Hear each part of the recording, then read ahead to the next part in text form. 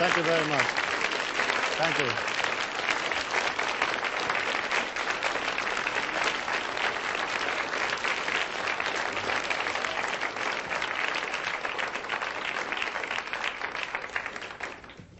Well, hello and welcome. Today we'll be doing our Mastery of Money seminar. And what we'll be doing is basically looking at esoteric concepts to allow you to get the money that you want in life. Not necessarily to become millionaires or to become very, very wealthy, but to have enough money to go through the physical plane, to buy those experiences that you need for yourself and for your loved ones, and to feel a sense of it all just coming to you naturally as an outpouring of the love and the creativity that you put out, rather than this whole concept of like working hard and struggling and forcing the whole thing to come about for you. Basically speaking, the way that I handle esoteric money is I teach people to raise their energy. I teach you to become more life force, more power, and then when you do that, people will be pulled to you. People will show up. They're going to crawl over the walls and under the doors, and they're going to lower themselves in through the ceiling, and they will be there. And when they show up, what you have to do is bill them. You have to have a way of billing these people so that you can basically make money. And that means being organized, having a product or a service or something that you can give to these people when they show up in your life. For you to raise your energy and have all these people show up and then you haven't got a way of working it with them, you won't have the abundance, you won't have the creativity, and you won't have an energy pattern that will go all the way. And basically, some of you are going to need lots of money. You're going to need loads and loads of the stuff in order for you to buy those experiences and to create the changes that you hope for yourself. When you look at the physical plane, you can understand that it isn't designed for people to be rich. If we divided all the wealth up in the world among all of the people, okay, in fact, everybody would be millionaires. But the system is so designed that a few people have the wealth, and the rest of the people do not have the wealth. And because it is designed like that, and because it's come down from thousands and thousands of years, the common man has to put in a certain amount of transcendent energy to pull himself or herself out of a system that isn't designed to assist you. I mean, imagine if you could go to work and in 1 week you could earn, let's say, $2 million. And you think, oh, Friday, I think I'll retire from here on out. The system isn't designed like that. The way that the system is designed is that if you work really, really hard, it will spit out just enough cash to keep you just above what I call the revolution level. You know, where you're not out in the street tearing the system apart, but they've fed you just enough to keep you going so that you don't blow away the system. The world that we live in is just owned by a few people. You know, let's say 500, 1,000 families own the entire world, okay?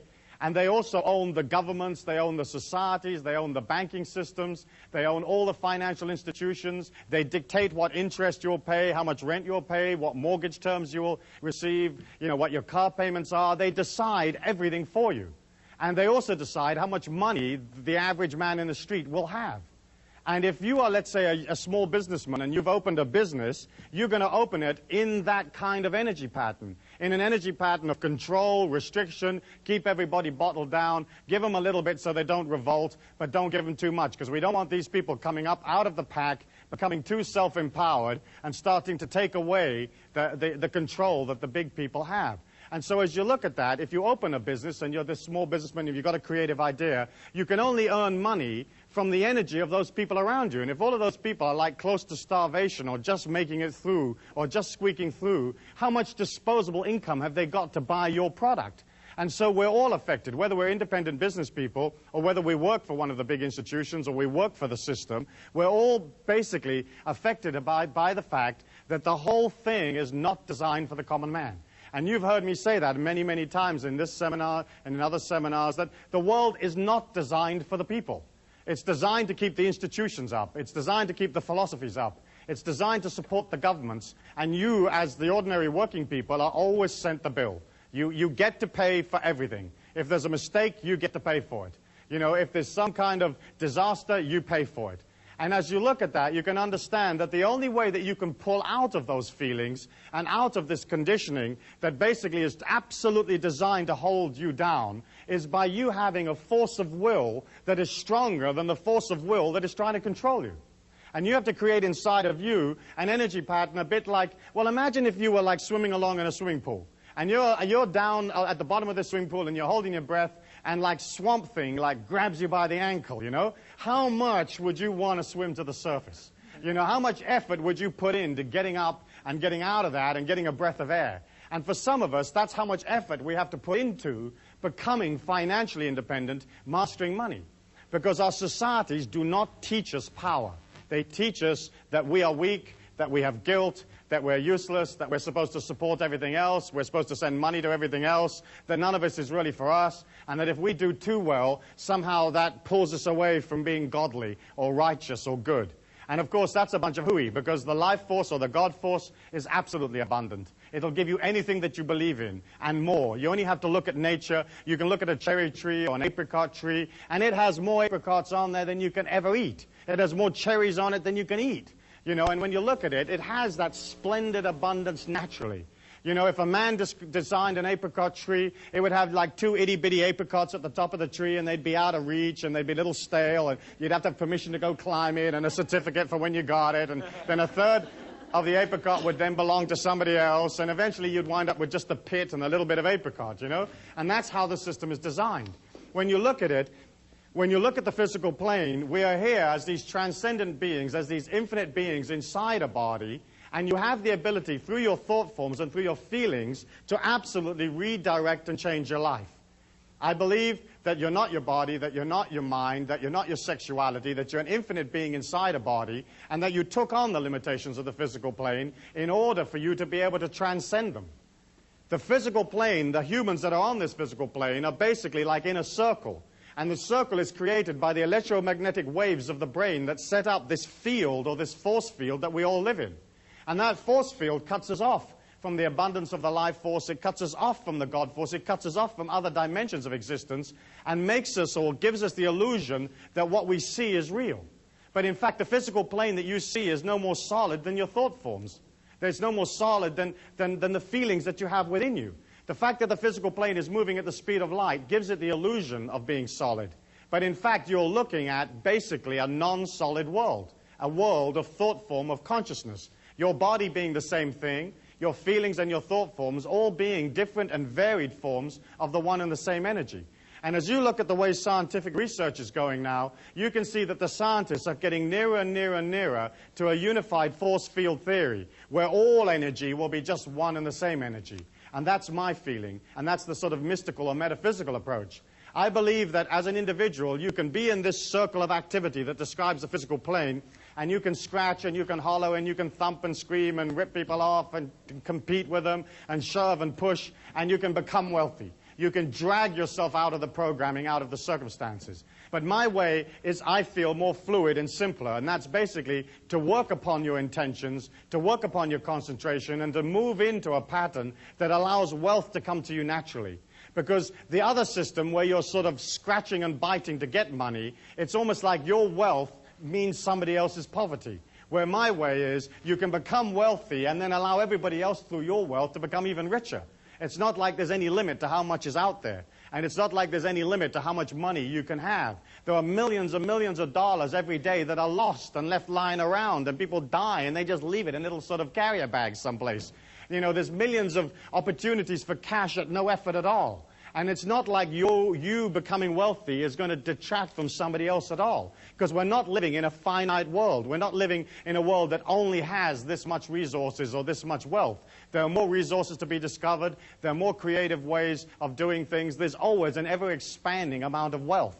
And what you're doing as an individual is, you're saying, listen, I'm happy to concentrate on making money because I understand that if I don't concentrate on making money, I won't have anything.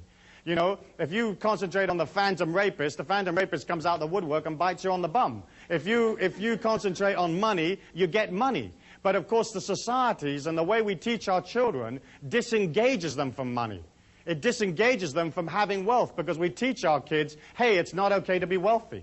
You know, the meek will inherit the earth. The God force doesn't want you to be wealthy. It just wants you to be this little thing and being terribly poor and being terribly thankful for the little itty-bitty that you got, you know. But of course, that's not true. That's just a load of hogwash that was handed down over thousands of years. You know, the life force could give a damn how much money you have or don't have.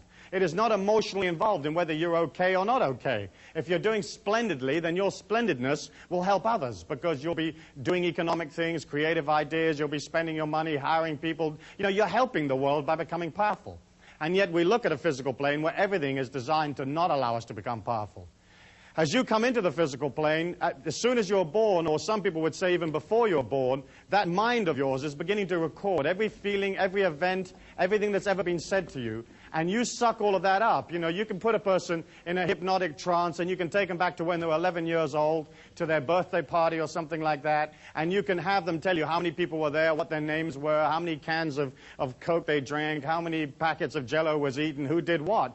Everything is in your life. Everything is all there. How many steps you took from the parking lot to your seat right now. You have a memory of all of that. And you imagine this small babe and it's lying there and it's sucking in all this information.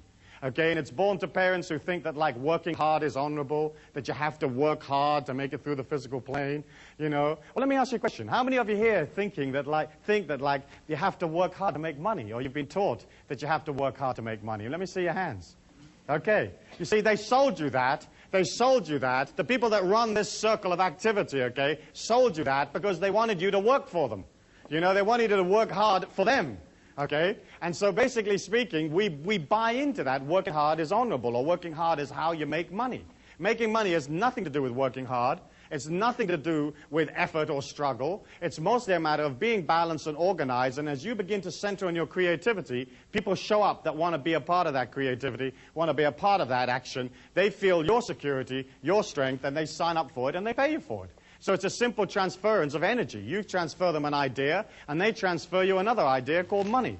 As you look at that, you understand that, like this small child inside this body, it begins to suck in all of these belief patterns, and it has no volition of, as to what is going to go in there. You know, whatever goes in there is whatever goes in there. So if the mum and dad are fighting over the rent, that's in your subconscious mind. You know, if your mother's into sort of saving and clipping little coupons and there's a big stack of them in the kitchen, again, that's in your mind. Save coupons. There isn't going to be enough to eat. You know, reserve this. You know, eat the leftovers. You know, do this and do that. And I'm not saying you've got to waste stuff as you go through the physical plane, because I don't really agree with that either. But we take on whatever our mum and dad or our father and our mother thought. And, of course, so many of our fathers and mothers came out of a generation when there was a depression, when there was a great amount of difficulty, and so they're not able to express a more transcendent, more fluid understanding of money.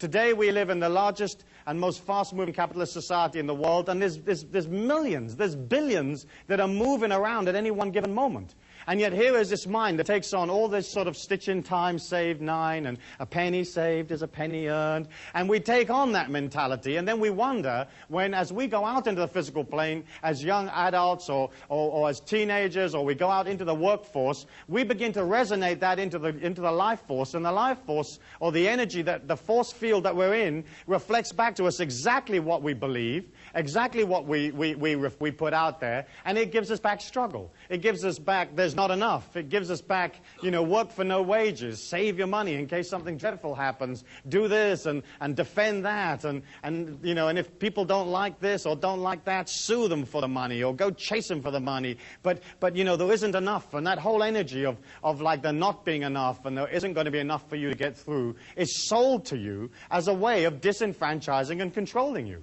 Inside this circle, everybody believes life to be real. And the circle is created, as I said, by this electromagnetic energy that leaves your body, which I believe is created by the oscillation of the brain waves. And so as we look in this physical plane, we're looking at a physical plane that deals totally with manipulation, totally with restriction, and totally making sure that you don't come out of the pack. Okay? As you're going through the physical plane, you're taking in everything that you hear, everything that you feel, everything that's ever said to you, and you're also taking in all the rest of the energy. You're taking in energy subliminally. You're taking energy in below your threshold of consciousness that you are not even aware that you're taking it in. And we know from the subliminal tapes that we sell through our catalogs and so on that the mind has an ability to hear affirmations that are placed 40 decibels below regular earshot. And so we have a track of music that rides up and down, getting louder and softer. And underneath this track of music is a loop tape that runs these very powerful affirmations that are designed to create behavioral change. And as that loop rides up and down with the music, it stays 40 decibels at all times below the music, below the earshot. And we know from our research and the research that's been done in various universities in the United States that the inner mind hears that and accepts it. And yet think of you're going through life, and how many sounds and how many feelings and how many opinions are you a part of that are very debilitating, that are very weakening, that you may not have chosen, but that became a part of your mind, you know? Like you'd be at the supermarket, and like somebody in two lines or two aisles further over to the right might sort of pick up a can of beans and go, oh, look at the price of those beans, the world's falling apart, bong. And that would enter your mind if it was 40 decibels below your regular earshot. So you're a product of not only what society has told you can't have, not only what your parents told you couldn't have, but you're also a product of all the thoughts and feelings of the people around you. You can't sit next to somebody in an audience like this and not pick up whatever they are. Their feelings are booming out, and they're pervading your feelings, okay? And if you want to change your seat in the break, feel free, you know? But basically speaking, you're it. If a person touches you, there's an energy transfer. If they look at you, there's an energy transfer. And so can you imagine this young being that's coming into the physical plane, who doesn't have necessarily any experience of how to do it, and being debilitated with all of this stuff, and then going out, putting that energy into the universal law, and getting back exactly what they put in, and they put in for struggle and difficulty and hard work and lack and not enough, and the universal law gives them back that stuff, and then they can say, you see, life's really hard, okay? And each one of us came out of that same product. So for you to get out of that energy pattern, you have to push against it. You have to literally force yourself to allow yourself to be in control of the money that you make and to master the money. And the mastery of money for me is, as I said, not necessarily becoming very, very wealthy, but being in control so you spend less than you earn, and you earn enough to buy yourself all the experiences that you're ever going to want on the physical plane. When you think about it, you create a creativity, you create a product or an idea, it's energy, it comes from consciousness. Then you take it out to the people, they respond to it positively, and they give you money, which again is energy. Money is neither good nor bad. You know, the folk that said that money is the root of all evil, or the love of money is the root of all evil, they just didn't have any. Because you've got to have money to get through the physical plane. You know, you've got to have it. And of course what happened was that we were taught that somehow money and spirituality didn't mix. And yet when you meet a person that is truly spiritual, they'll have a lot of energy, and so automatically they'll have a lot of money. In the olden days, let's say in 500 BC or something like that, it was fine for a person to withdraw and to go up in the mountain and sit under the banyan tree or whatever they wanted to sit under, and to pull away from the commerce of things and to contemplate upon, you know, the light of God or whatever it is they wanted to do. But you weren't born there. Or if you were, you know, right now you're here. You're in commerce, you're in travel, you're in making things happen. It's a totally different society. And I feel you could transcend by pulling out and sitting up on a mountaintop. But once you had the power, you would have to come back down into the physical plane and do something with it. And so the philosophies that came out of poverty and seeing it as beautiful and seeing it as righteous came out of a time when there wasn't anything to do. You know, Buddha couldn't turn on the video and watch a couple of videos and play his CD player. He only had sitting under the tree. You know, sitting under the Bodhi tree was the only game in town. So that's what he did, you know. But we're not in that time. We're action-oriented. We've got things to do. There's people you've got to meet. There's things you've got to build and create. There's children that have to be brought up and developed into strong and powerful human beings. And that's what we're looking for. We're looking for individuals that are prepared to push against the system without confronting it. Because the system will never look after you. You know, it's not designed to. And if you look at the history of man, all the governments have let all the people down all of the time, you know?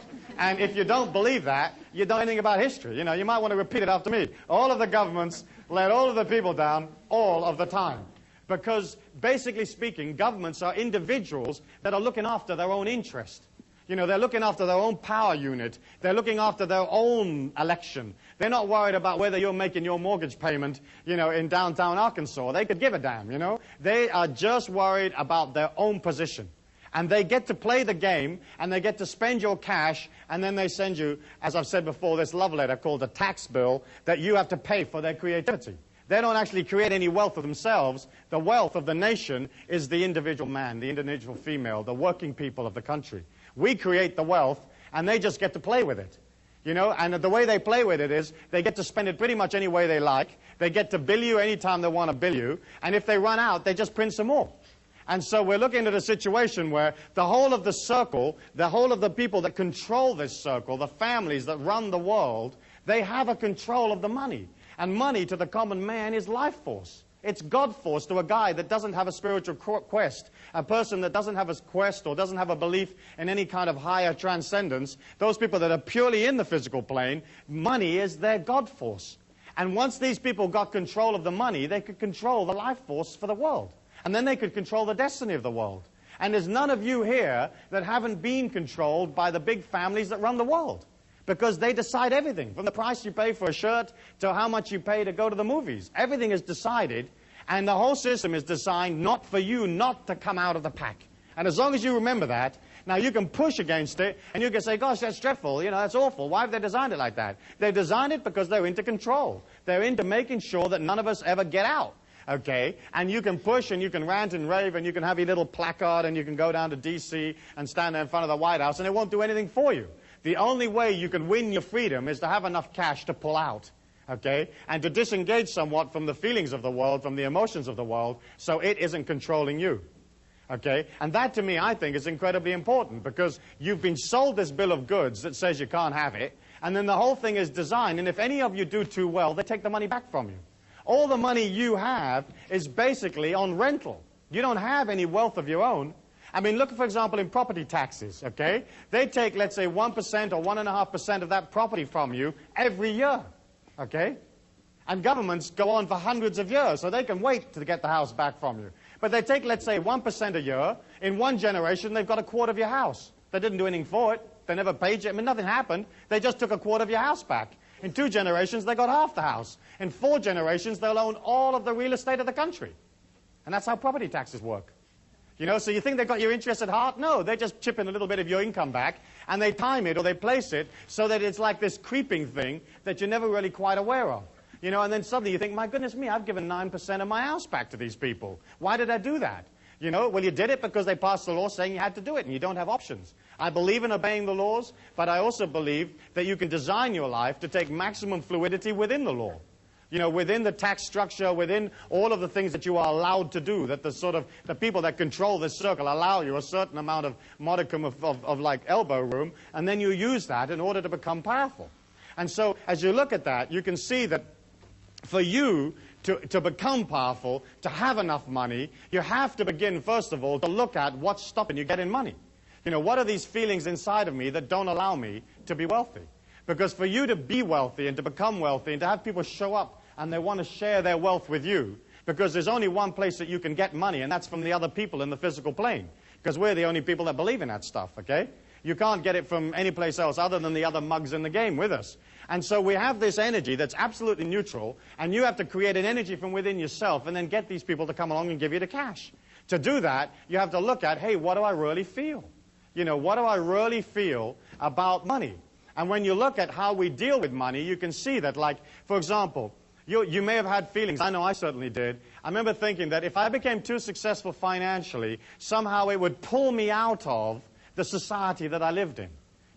Like if I do too well, I might have to leave this ghetto, that kind of feeling, Or if I do too well, all my friends won't like me anymore. Or if I do too well, it may not be as loving or as strong as God might want for me, because I bought into the fact that God wanted me to be poor, And so as you look at that, you can see that like we have hundreds of these limitations. I mean, thousands of them. Stitch in time saves 9. There's one. What does that mean, for goodness sake, If the thing tears, chuck it away and buy another one. What are you doing all the stitching for? I mean, who's got time to do stitching and stuff, Oh, stitch. I mean, you get another. It's as simple as that. But we buy that. We buy, for example, things like women are no good at figures, like they're no good at mathematics. That means that somehow or other they're not going to make so much money. And, of course, women are just as good as anybody else with mathematics. You only need an $8 calculator. You can work it up to $10 billion, And I do a lot of business with females, and we travel all over the world, and we use a lot of feminine talent in various areas, and they know how to charge, and, they know how to make it work. I mean, it's simple. It's like, well, here's $1,000, lady, and here's $20,000. Which would you like to have, I mean, it's obvious. You don't have to be brilliant to figure that one out. And so, we buy that stuff. We buy that stuff. We buy, like, getting inside the little circle, getting in the corporation, and taking what they eke out for us, There are other types of limitations that deal with, like, religious beliefs, where if you're not holy if you're rich, or that kind of thing. And then, of course, we have all the limitations that deal with, well, if I do too well, nobody will like me. If I do too well, it'll be such a responsibility looking after all this cash. How the heck am I going to figure out what to do with all of this money? If I do too well, it will cause me problems. I'll have all these responsibilities. I'll have to defend it and so on. And we buy that stuff. philosophical limitations about your relationship to money. You know, spiritual limitations of one kind or another, sexual limitations. You know, maybe if you're a minority, you may feel that in this society you don't have the ability to do as well as the people that are in the majority, like as if the God force of the money knows what the color of your skin is, you know, and thinks, oh, I'm going to give this guy a hard time because he's different or something like that. And as you look at that, you can see that all of the people out there in a society or in a circle that is not designed for them to do well with anyway, and all of the belief patterns they've got and all of the limitations, you can see that, like, you can understand why the people aren't rich. You know, why they never make any cash. Let me ask you for one or two of, like, those standard limitations that we're all a part of, those limitations that are so much a part of our culture. Perhaps you might like to kind of wander around and pick up a few for me. Great. Stuart, there's one my mum always used to say, you've got to save for a rainy day. Absolutely. And if you save for a rainy day, of course it rains, you know, it has to. Because that energy of putting in the negativity pulls to you the rainy day. You know, the very fact that you believe you're going to be a part of a disaster means the disaster will happen. And if you put a whole bunch of dry food in a hole in the ground, you know, because of that energy of defending yourself, you mount 2 machine guns on the roof, you put your granny there defending the house, defending the street, then what happens is that energy pulls to you the disaster because of the negativity that you're putting out. And if you put this dry food in the ground, something will happen, and this moose will come along and it'll do itself on your food, and there goes your stash, or there goes your stock. You know, let me ask you for some others. If you have any money, don't tell anybody. Yeah, if you have any money, don't tell anybody, because some reason or other that's going to either make them angry or jealous, or they're going to come around and try to take it from you. Of course, that's a load of nonsense. If you're wealthy, you just feel wealthy. I think you don't want to be brash about your wealth and sort of showy or too showy, but you've got to spend it. There's absolutely no point in having money if you don't get rid of it. The whole point of it is to keep it moving and keep it flowing. Money, of course, is like manure. If you pile it all up in one place, it stinks. If you spread it around, it makes things grow. Right?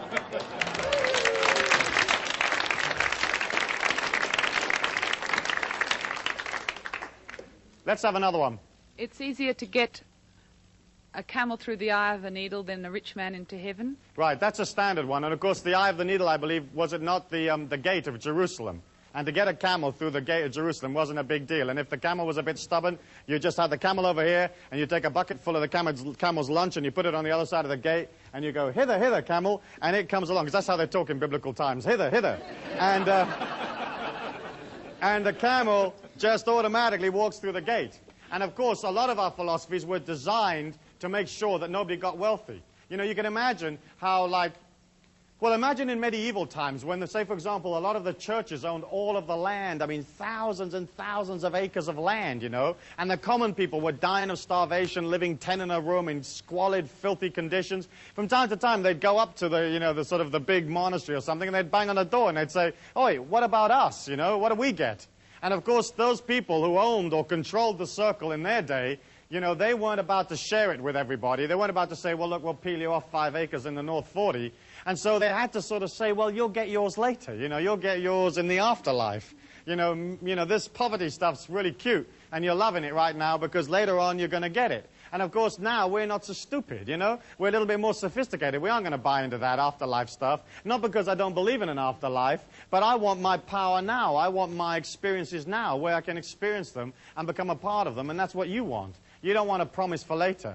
And, of course, the mind and the ego will always accept a promise. You know, you can always tell somebody, yeah, I'll do it for you, but later. And the mind goes, oh, that's okay, later, later. And that's why that philosophy was so powerful and so useful to the people that ran the situation in those days, because they could promise people a later date, you know, a long-term delivery. What about being filthy rich? Yes, like as if rich is somehow dirty. And isn't it true how, like, for a lot of people, money equates with, like, the misuse of it. You know, like if you're rich, you're bound to be misusing it. And, of course, it's nothing to do with that. You know, you can have money and be loving and generous and kind and to help the world, you know. But isn't it interesting that we equate wealth with, like, some kind of misdemeanor or not acting honorably? And, of course, that's not necessarily the case at all.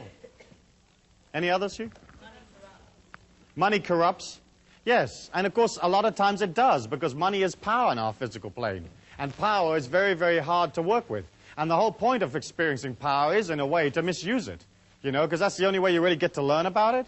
But in the corruption is also the healing and the transcendence, and I think that's pretty important, you know. Yeah, give us this day our daily bread, like there isn't going to be enough, okay? Like this little bit's coming up, it's like welfare. Here's your little welfare. Any others? Money can't buy you love. Yes, money can't buy you love, but in fact, yes, it can, okay, definitely. But the fact is, of course, that the way you get love is to express love, you know, and it's nothing to do with money. It's absolutely nothing to do with money. In fact, money can buy you love, push to shove, but basically speaking, it's only a matter of expressing a loving attitude, and love will come to you anyway. Any others? Yes. Can we have a positive one? Money makes the world go round. Money makes the world go round, and of course it doesn't. The world spins automatically of its own. Yeah, save for emergencies. Okay, that's the same thing as was said before, where you're waiting for the emergency to come. Beautiful people are rich. I'm sorry, I've got more than one coming at once now. Yes. Only beautiful people are rich. Only beautiful people are rich?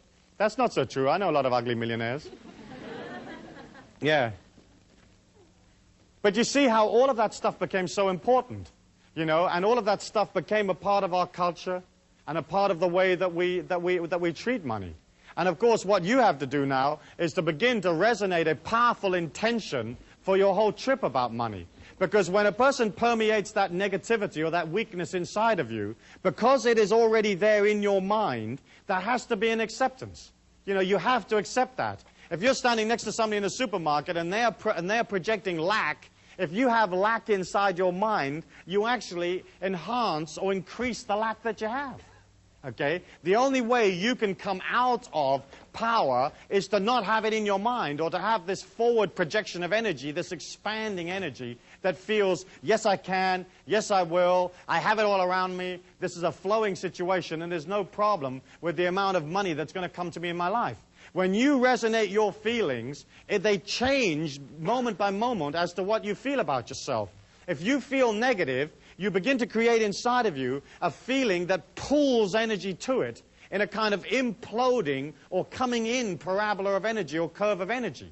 And negativity has a way of resonating, so it sucks other feelings towards it. So if you're negative, you'll pull to you somebody else that is equally negative. If you're negative, you'll pull to yourself energy patterns that are disastrous or tend to fall about. And at the top of the curve, you know, it's just little niggly things that go wrong. You know, the car won't start, and this happens, and the handle comes off the bathroom door, that kind of stuff.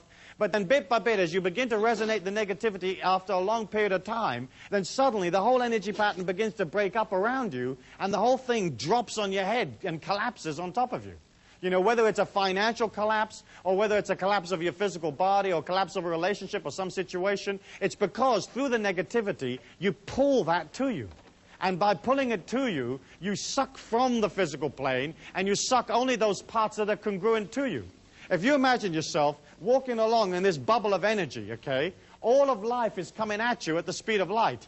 And it's coming at you upside down, okay, at the speed of light. And you have all of these possibilities coming at you at any one given moment, okay? And you will pull from those feelings that are the same as your feelings, that are congruent with your feelings. So all the goodness in the world is coming at you, and all the evil's coming at you. And then you can pick up whatever you want. And so you kind of filter through your own feelings those experiences that are exactly the same as what you feel. And so as you maintain and establish a negative energy pattern, or a pattern of limitation or lack, it begins to pull in on you, and it pulls from the physical plane all of those things that are exactly the same. The only way to defend yourself against that, the only way to really develop a power inside of yourself, is for you to begin to pull out of you this transcendent, infinite, abundant feeling from within you. When you express positively, it creates an outgoing or exploding curve of energy. It's like this outgoing feeling. Not only is it warm, is it fresh, is it loving, but it inspires people because it's pure life force. It's pure confidence. And it's not like sort of confidence that you wear on your sleeve, which is real sort of pushy type of confidence, but it's basically confidence of feeling everything's okay. And as you resonate that energy outwards, the more and more power that you put out into the world, the more you allow that infinity and that abundance to come from your feelings, the less the negativity of the other people pulls you down. Because you cannot walk in a crowd of people, say in a supermarket or in a shopping mall, without having all of those people affect you. And you've all experienced it, where you've got out of a car and you've walked into a mall and you've only walked like maybe 100 yards or 200 yards and you bought like a can of something and you walk back to your car and you're absolutely exhausted. You know, have you had that experience? Right. And it's because what happens is as you walk through that mall, your feelings are resonating around you and everybody else is literally taking a bit of that energy from you. Every time they have eye contact with you, every time they touch you, every time they pass you, a part of you leaves with them. Unless you're resonating this everlasting supply from within yourself and resonating it powerfully and strongly. Then what happens is you get it into the habit of holding your energy, holding that power to yourself. And it's the same way, again, with money. If you feel confident about it, it begins to be there. It's like natural. But you can't come from like way down here in a state of, let's say, limitation and poverty to something up here where you're walking with or a part of absolute abundance. You know, if you resonate poor feelings, you have to stay poor because universal law's got to reflect that. And so the name of the game as you begin to master money is, one, allow yourself the patience to go beyond the old stuff, the old garbage, and two, begin to resonate in your feelings the abundance that you're a part of.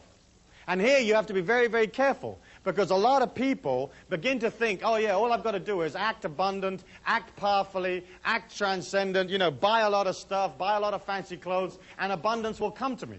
In fact, what you've got to do is you've got to begin to see abundance in those things that you actually have. Okay? It's not a matter of like going out and spending a lot of money on French clothes or something and then being in debt, because that very fact that you're in a debt is going to pull you backwards. It's more like saying, okay, around me I have this and I see beauty and abundance in it. And then, as you begin to become more and more confident and you have more and more surplus income, you can begin to create affirmations of abundance in your feelings that actually affirm, hey, I'm doing fine, I'm doing well. And so, yes, go out and buy a good suit. Go out and buy a fine dress, a fine pair of shoes, whatever it is, you know, and have one, but have one of the very, very best quality. If you go for the cheap and the cheerful and the discount, it's always has that energy. You know, a discount, say, vacuum cleaner has a discount vacuum cleaner's energy. And I remember my wife once buying this vacuum cleaner. It was at a used machinery shop, you know, one of those places where they sell used appliances. And she was all proud of herself because she'd got this thing for $15. And she wheels in this vacuum cleaner, and it looked like a $15 vacuum cleaner, you know. In fact, to me, it looked like she'd been ripped off at $15. And she plugs it in, and there's this limp little bag hanging on the back of this thing, you know. I mean, it's just holding on for grim death. And I said to her, don't you think that bag is supposed to be like full of air and abundant and pleased with itself? And she says, yeah, you know, I think you're right. And she was vacuum cleaning this room, and the vacuum cleaner made a decent kind of noise, but you could see that nothing was coming up off the carpet, you know. As it went over dust and pieces of paper, they just jumped up and then went back down again. And I thought, this is not a real effective way of vacuum cleaning the carpets. And then as she was wheeling this stupid thing around, the wheel came off. And as it came off, it created this sort of very, very sort of gentle curve as it went around the carpet and sort of came into this semicircle around to the other side of the room. And of course, as the wheel went around the room, it did pick up a little bit of dust on the wheel, you know, that was natural. And I looked at it, I thought, oh, this is how this vacuum cleaner works, right? It fires little wheels that pick up microscopic bits of dust. You know, if you buy something at a discount, if you buy the cheap and cheerful, that's the only energy you'll ever have. You know, and you can go in there and you can see this vacuum cleaner and it looks neat and it's made underwater by Brazilian convicts and it only costs $9 and you'll say, I take it, and it has that energy. And so I would say to you, like, if your life is in control and if you're beginning to master money and beginning to feel that you will always have money, then you can begin to spend on those things that are important for you. And I would always go for the very best. I would just have less of them. You know, if you've only got one suit, at least have one decent suit and look good in that. So at least when you go for the interview, you come out of an energy of like, you know, I feel abundant, I act abundant. But don't go wacko, wacko, wacko and just spend a whole bunch of money. And I've watched people take on this philosophy and do exactly that and get themselves into tremendous trouble, you know. As you begin to create those feelings inside of yourself, it has to permeate your entire life. You can't have, like, let's say, one nice dress and then buy a $1.99 pair of shoes, you know, plasticky ones. And you can pretty much always tell people buy their shoes, because only people that have got money spend money on shoes, you know, that buy decent shoes. So you'll get somebody that's wearing this incredible dress, and then they're wearing these pair of shoes, and they're like this little plasticky pair of shoes. And you can suss it out. I mean, you can say, oh, my gosh, look at that. You know, if somebody comes in for an interview and they're beautifully dressed and they're wearing a decent pair of shoes, you know that that person, you know, feels good about themselves, feels strong. And of course, how much money you make is exceptionally intimately linked to how good you feel about yourself. Because it's a function of the ego to devise a system for its own survival. It's a function of the ego to try to win acceptance from the people. It wants you to love it. You know, you want people to come up to you and love you. And so what happens is, as we go out into the marketplace, we have a tendency to sort of charge less or not charge anything at all, just to win people's acceptance. And that's the same thing about being sucked into what people think about us.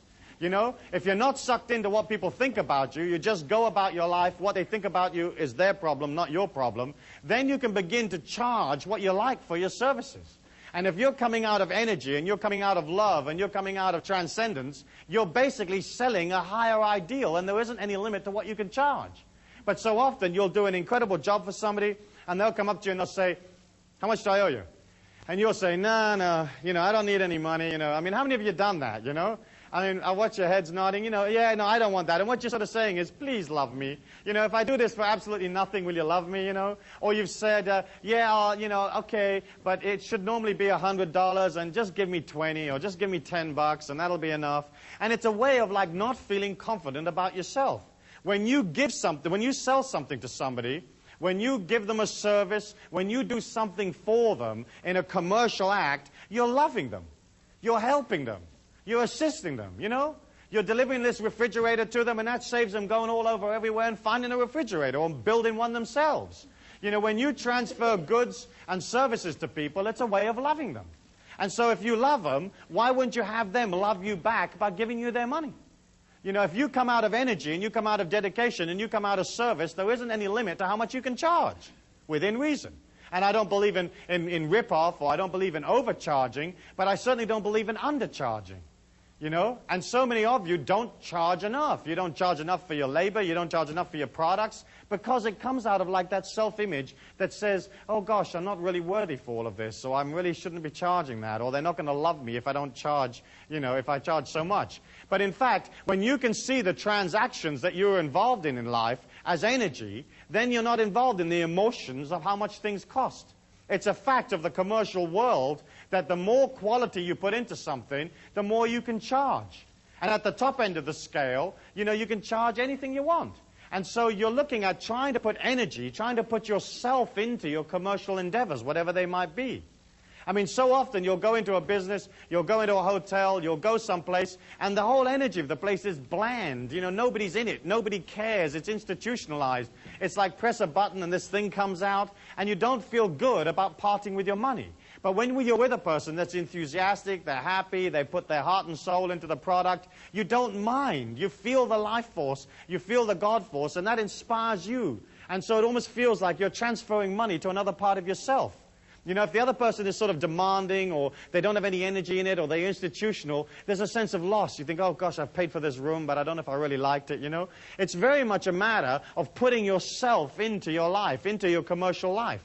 And that's important. When you can subjugate your ego and put that underneath the ego of your customers or the people that are pulled to your life, then you have the ability to serve them. And that doesn't mean that you're going to lose any sense of identity inside yourself, because you're not. But you're going to come out of loving people by serving them.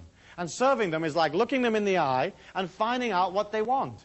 You've got to remember that you're dealing with a person who's maybe scared or lonely, or their body aches, or they have a need, or they need friendship or company, or whatever they've come up for. Because what they've showed up for in your life may not necessarily be the product. You know, it may be some totally different reason. They've come around for healing of one kind or another. And if you can put yourself underneath them, then what happens is they feel your support. And there isn't a person out there that doesn't want to be supported, that doesn't want to feel more secure, because the name of the game out there is basically feeling insecure, feeling scared, feeling fearful about the fact that you don't necessarily control life. And so there you are. You're this confident, smiling, heroic being, and you get up underneath the person and you come out of service. I'll never forget an incident that happened to me in Washington, D.C., where I was going into a seminar, and there was a young waiter there, and he just happened to come up to me and said, in the hotel, he said, what is the secret of tips? And I said to him, the secret of tips is to get underneath the customers, you know, to get underneath and really serve them. And he said, well, what do you mean by that? And I said, what I mean is that for the time it takes you to serve this person and to be with them, you'll subjugate your ego for their needs, absolutely. And so rather than coming out of like thought forms of, oh gosh, when does this shift end? And look at this guy, I really don't like the way he's dressed. And oh goodness me, he's asked me for some more peanuts. And oh goodness me, I'm rushing about. What you're doing is you're coming out of, how can I help you, sir? What can I do for you? You know, would you like ice? Would you like lemon? What would you like? You know, would you like it on this side of the glass or that side of the glass? You know, would you like another pillow, another cushion? What can I get for your lady wife? What would she like? You know, there isn't anything while you're in my care that I won't do for you, you know. You want me to take your canary for a walk while you're having a drink? No problems, you know. And I left this young waiter with this information about coming out of loving them and serving them. And I went off and did my seminar, and when I came back from the seminar, he came up to me and he says, this is totally fantastic. He said, I've never had a day like this ever in all the time that I've been a waiter here in this hotel. And the previous record for tips in one shift for me was $42. And in this particular shift, I earned $160 in tips for the very first time. So this young man had quadrupled his tips by just serving. And isn't it true, as you go out there, you'll find mediocre restaurants, mediocre hotels, mediocre airlines, mediocre everything. You know, you walk in the door and they can't even be bothered with you. They're not organized. They're not interested in what you want. You know, and you get this feeling of like, hey, I'm not a customer, I'm not a person. And you don't buy, or you limit the amount you will buy. And you don't feel this expansion and this power inside of you. And so as each of you begin to look in terms of like developing a way of becoming independently wealthy or developing some kind of creativity so that it gives you more wealth, all you really have to do is serve. And serve is energy. And the people give you back another energy called money. And then you go spend that on the experiences you like, which is again energy. And I think that's vital, and that to me is the key. That there isn't anything more than just coming out of service, coming out of being organized. You know, and being organized is a simple thing. You just get organized. You get, hey, what do I need to make this business work? You know, what are my customers going to want?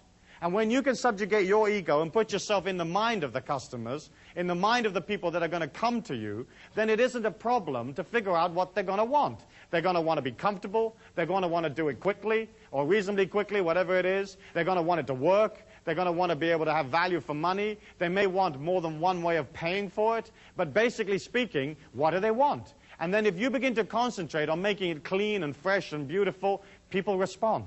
And isn't it true that as you go out in the physical plane, most of it isn't clean, isn't fresh, doesn't work?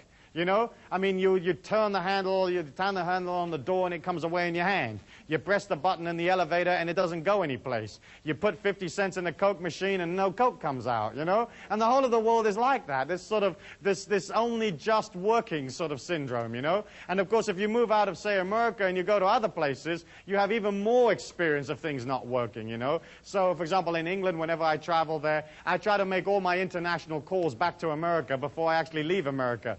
Because trying to get an international operator on the English telephone system, forget it. You can grow old.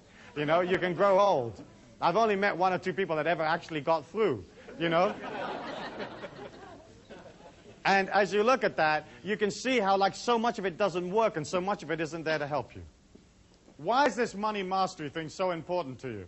The reason it is because we're living at a critical time in the financial history of the world today.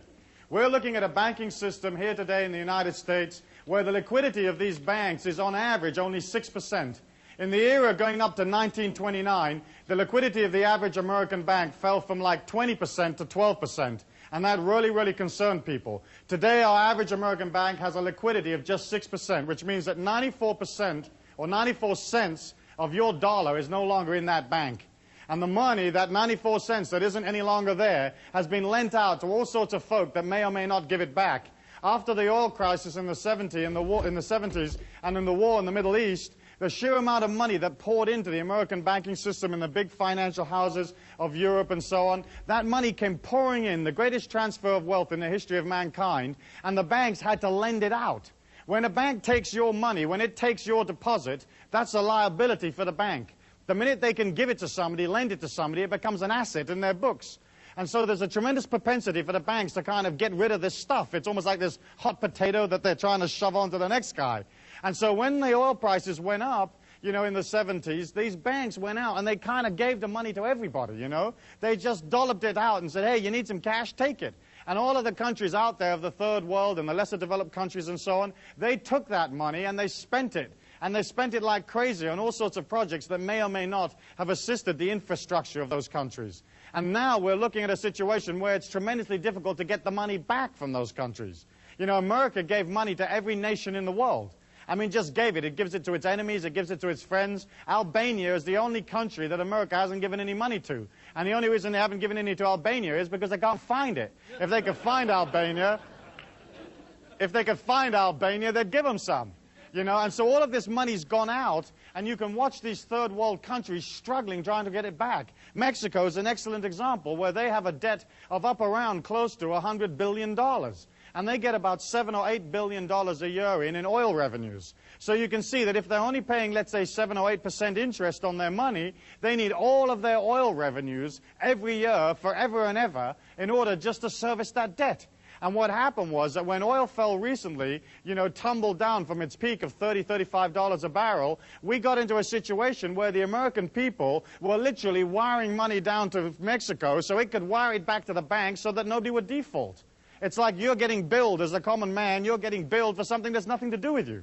We have a situation where, for example, corporate debt in this country is at 50% of its total assets. And a lot of the assets that the corporation have are in the form of paper and notes and bonds that they're holding of other corporations. So the 50% that you think they've got, some of that may be real money and it may not be real money. The government has basically continued to print money like crazy in order to try to keep the system up. After 1946, all the major trading nations agreed to come off the gold standard, which meant that all of a sudden money didn't have to be real anymore, because in the olden days, a dollar bill was a receipt for some gold someplace. And in theory, you could walk up and you could say, hey, you know, I want my gold, you know, or I want to look at my dollar bill, or whatever it is you do when you go around the bank. But basically speaking, once all these countries came off the gold standard, there wasn't any limit to how much money the governments could create. And here in America, since 1980, the government has expanded the money supply 300%. But the country's only grown like 25 to 30% in that period of time. And so when you have a situation that the people that control all of the activity inside the circle can literally print money, you can see how there's a lot of money out there that really doesn't have any value at all. It's just a matter of everybody believing in it. And the banking system, everybody's got to believe in it. And that's why the common man never gets any of the information. They only get little bits of the information, because if anybody actually told you what was actually going on, you'd freak out and you'd go get your money back. As you look at that, you can see that like personal debt has expanded to the point where like the average person owes like 1.5 years' wages. You know, corporate debt is 50% of assets. The governments are running trillions of dollars worth of deficits. The trade figures are incredibly imbalanced, where it's costing billions and billions of dollars every month, you know, more than they're actually taking in. And you can see that all of this is creating a strain on the financial resources, not only of America, but all of the trading nations of the world. As you see that, you can either say, well, that's great, I'm sure it'll all be all right, I'm sure it'll all be fine, or you can say to yourself, wait a minute, there's something going on here. I'm not in the possession of the facts. I can't fix what's happening in the third world. I can't fix, say, for example, that there are a record amount of, say, bank failures in the country right now, higher than even in that period prior to the Depression or the collapse of 1929. I can't fix that. I can't fix the business failures. I can't fix all of these scams that are going down with these various junk bonds and so on. All I can do is get in control of my own situation. If there's ever a liquidity crisis in the world, and it looks like eventually there's bound to be, because we just can't carry on inventing money and spending prolifically, if there is ever a liquidity crisis, cash will become king. You know, you'll become God if you've got cash in hand. You'll be able to go out and you'll be able to buy things for cash. Recently, near my hometown of Taos, they sold off a whole bunch of houses that had been repossessed from mortgage defaulters. And they put up 241 houses for sale all in one day. And the FHA got a whole bunch of people in for this auction to get rid of these houses, because obviously they didn't want the houses. And the houses sold off in that morning. And the cheapest house sold for $400. And the most expensive house that got sold off that day was only $21,000. And you can't build a family home for $21,000. So you can see that if there's ever a cash crunch or there's ever a difficulty, if you have cash and you're liquid, you'll be in a position whereby you'll be able to go buy things that you've always wanted at half the price, a quarter of the price. You'll be in a situation of being empowered. You know, and you can pop out one day and you can spend 10 grand and you come home at night and your husband says to you, what you've been doing? You say, I've been shopping. I've got this entire street. You know, I got it from the 7-Eleven right up to the traffic light, the stop sign, you know? And I had enough money in my pocket to take a limo home. You see, and some of you have saved all your life for that stuff. You're going to come into a period of time where that cash is going to be king. And the way to achieve that cash is obviously you've got to spend less than you earn. You have to have fiscal discipline. And fiscal discipline is looking at what you earn and beginning to de-escalate the debt that you have. Getting into the mastery of money is basically spending less than you earn and beginning to develop a certain amount of liquidity. Now, you may say to me, Stu, well, how do I pay off my debts and develop liquidity? The fact is that as you pay the debts, your whole energy begins to calm down, you feel less out of control, and the opportunities that you need to make money will find you. But again, you have to be organized, you have to be centered, you have to know what it is you want, and you have to begin to go for it.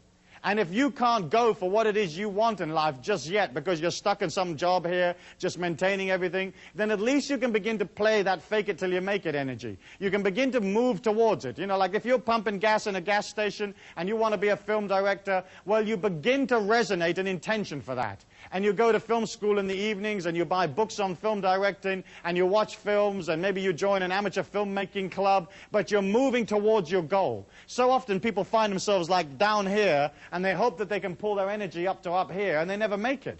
You have to move towards whatever it is you want, and as you move towards, it's almost like the energy comes around you and supports you to get what you want. Which means that, of course, you've got to be clear about what you want, you have to have clarity, you've got to know what it is you want. And we've spoken about that in the past, have we not? But it's mostly a matter of deciding, hey, what do I want for my life right now, and what do I want later on, and what do I want later on, and concentrating on the right now.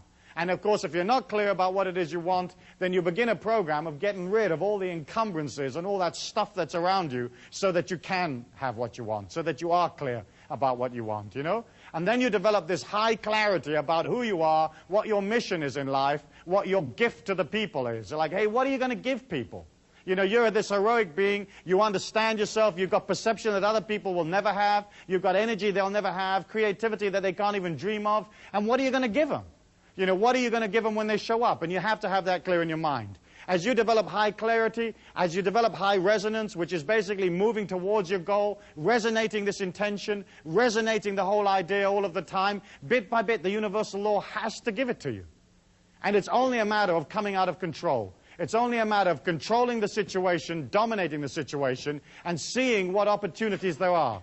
In order for you to be able to be in the marketplace, you know, you have to have something that you're going to offer. And so each one of you is going to have to develop a skill or some kind of service or knowledge, or you're going to have to get into control of a product. And you've got to have something. And so often people want to make money, but they don't have anything. You know, so if you haven't got that, you're finished. You haven't got a chance. You've got to have it. It's got to be neat. It's got to be fresh. It's got to be exciting. And it's got to be there for when people show up. So like a skill would be like you're a plumber, or you do something that other people can't do, and you do it for them, but you do it in an unusual and creative and exciting way. You know, and you roll up at the front door, and you're in this big polystyrene bubble, you know, that looks like a sort of a spanner or something. People say, what are you? You say, I'm the plumber, and it's musical, and up comes a little hat, you know, and they think, oh, this is incredibly interesting. This is really different. Most plumbers show up in, you know, oily overalls, grumbling and moaning about how lousy plumbing is. And this guy shows up in his chicken outfit or whatever it is, you know. I always had this idea of a loan package where you'd get all the details of the loan you wanted when you went to the bank. And it was this incredibly beautiful loan package. And then you would train these 3 canaries to sing. And when you open up the loan package, the canaries would go, give us the loan, give us the loan, give us the loan. You know, well, imagine the bank looking at you and you telling them, hey, listen, what I want to do is open this flea circus. And by the way, here's these 3 canaries that we've taught to say, give us the loan, give us the loan. You know, it's like the bank would understand you. They may not lend you the money, but they would understand the creativity there. So as you decide that, you've got to either have something that the rest of the world hasn't got, which is a skill, or you've got to have some kind of knowledge. And we live in the most powerful, most information-conscious world that there's ever been. And there are 4.9 billion people out there, and they all want to know something. You know, they want to do the courses. They want to get slim. They want to be more beautiful. They want to be more protected. They want to learn to do acupuncture for canaries or whatever they want to learn to do. And you can say, well, I happen to have this incredible course that you can do. And in fact, information transfer is now one of the major industries in the world. And so all you've got to do is either have the information or acquire it, and then begin to figure out how to transfer it to other people.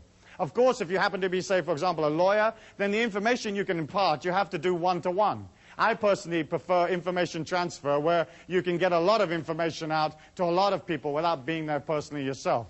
So there's videos and tapes and books and 1,001 other ways of you transferring information to people. But if you have that information, people will pay you. And the reason they'll pay you is because they haven't got time to learn everything themselves. They haven't got time to do it all themselves. They want you to come along and tell them, hey, how's it done? So you've got the possibility of a skill, you've got the possibility of a service or knowledge, or you've got a possibility of a product. And of course, the product is by far and away the easiest way of making money, usually. Because there isn't usually any limit to how many products you can manufacture, ship, and get paid for. You know, knowledge has its limitations in many ways. A skill or a service has its limitations because you have to show up personally and do it. But a product has that incredible neatness that if it works for 10, it'll work for 100, it'll work for 5 million. And, you know, I've heard stories of people that have started companies that have literally made $40 million in the first 9 months of the company. And they had a good product. And they got a lot of people excited about the product. And they got them selling this product to other people, serving the community, giving them this stuff. And they generated $40 million in 9 months from a standing start. So if you have something that is a product, you're in a position to transfer that to other human beings and get paid for it. I think the important thing to remember about a product is that it has to be something that you love, that you live and breathe. You know, if you're setting these little multi-swivel toggle flanges and you love them, great. But if you're selling something that's boring and doesn't work for you and you don't like it and it isn't quality and it doesn't honor the people and it comes out of negativity, your heart will never be in it. And isn't it true and isn't it delightful when you meet a person who's into what they do? You know, and you go in the hardware store, and I hate hardware stores. They give me the creeps just to walk in them, you know. I don't like do-it-yourself. I don't like fixing things. I'm lousy at that stuff. And just to walk in and all those little oily boxes, I mean, it just throws me away. And so if you go in there and the guy's all happy and smiling and he's the sage of the oily boxes, you feel nurtured, you know. You feel nurtured. You feel, oh, this guy really knows. And you don't know. And they ask you all those dumb questions, you know, don't they? They say, well, do you need the a quarter of a 16th inch double swivel reversed diddly-diddly? And you go, I don't know. You know, I just want a screw that'll hold the bathroom mirror up. Yeah, but do you want the kind that's the double bolt with a whammy-jammy on it? You know, and you don't want to know. You know, you just want a guy to give you the bolt. You don't care what it costs. You haven't got time to figure it out. You don't want to do like a 4-week course in little bolts. You just want a bolt. And so you feel supported. And so often we go in stores and the attendant will say to you, the shopkeeper or whatever, oh, I don't know, I just work here, you know. Does this, da-da-da-da? Oh, I don't know, you know. They don't care, they're not interested. And I think that if you're going to be transcendent beings and you're going to serve the community by giving them something, you've got to be damn good at it. You've got to put as much energy as you feasibly possibly can. You've got to get organized. You've got to have concerted action in the marketplace. Because all the affirmations, all the visualizations, all the stuff out there, you know, the prayers, whatever which way you have, rub the little rabbit's foot, all of that stuff won't work for you unless you're out there with a concerted action plan. You love it, you live it, you breathe it, and you're happy and excited to deliver it to the people. It's simple. It's incredibly simple. Commerce is just a matter of expanding yourself to do more of it. And that expansion always comes out of control. It always comes out of controlling your environment, understanding there's no limit to how much you can charge. Well, let me ask you, how many of you are going to put your prices up next week? Let's see you. You know, how many of you really believe in yourself? There you go, you see. And people will come into you and they'll say, well, isn't this massage $40? Normally, you know, I understand now you're charging $80. And you say, yeah, I'll charge $80 this week. I feel good about myself. Next week, I'll feel even better. I'll charge $160. You know, and you begin to charge, but you put yourself in it. If you put yourself in it, they won't mind paying for it.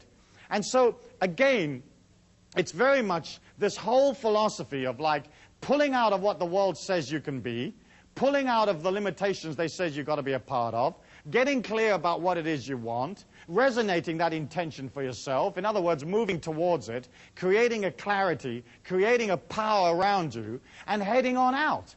And some of you are going to have to move slowly out of, let's say, something that's restricting into this special kind of freedom that you're developing for yourself, but you begin to create it.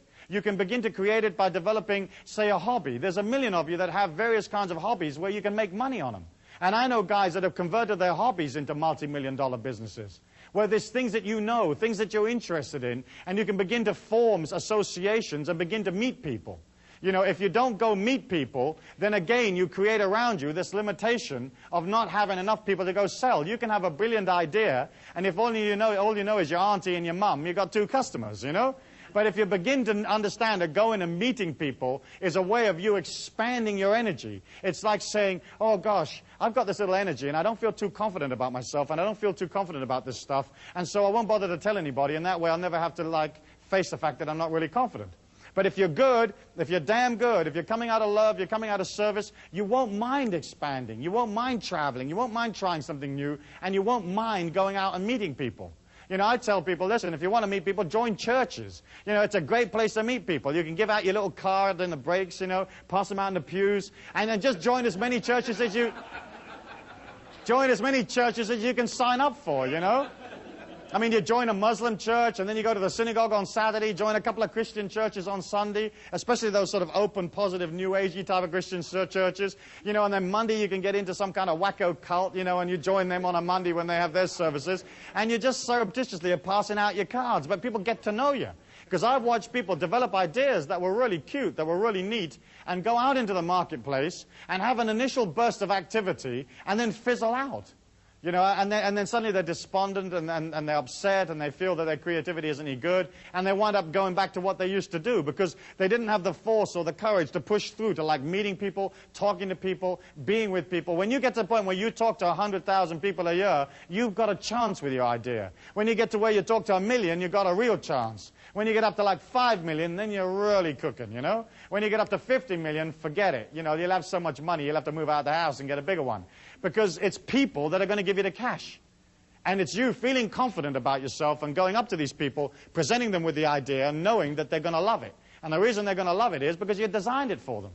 You designed it for the people. You didn't design it for yourself. You didn't design it for you know, to look cute. You designed it for the people. So you'll come up with the only bath that has faucets that work with your feet.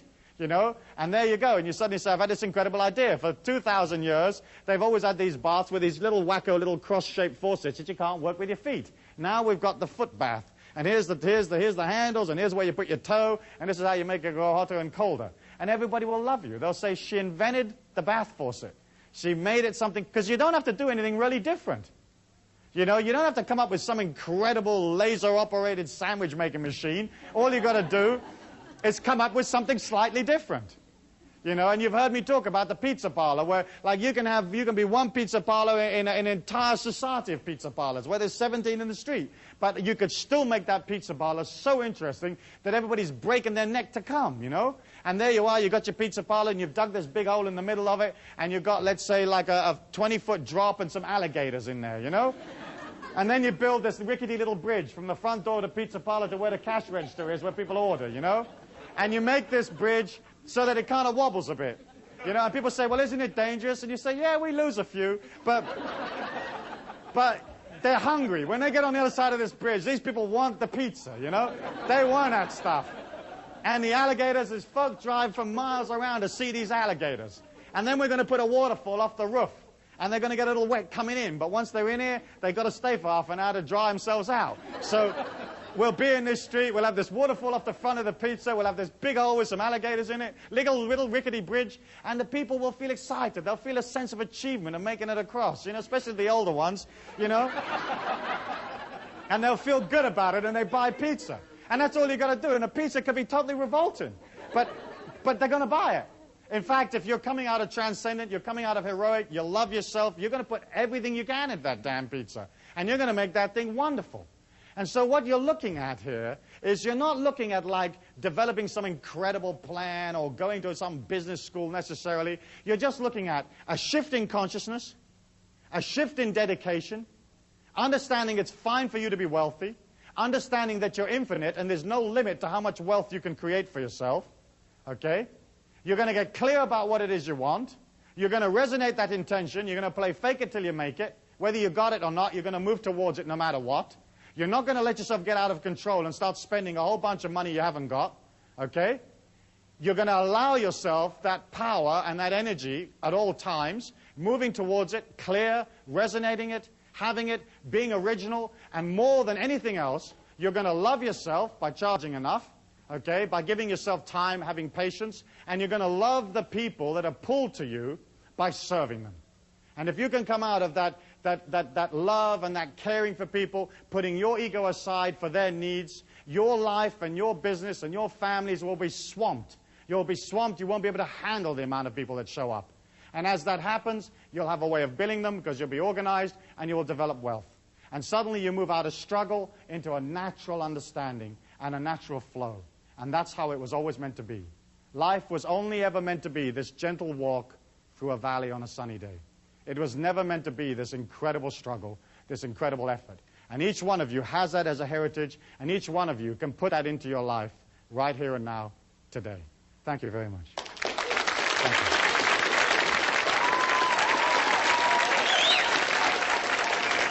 Thank you.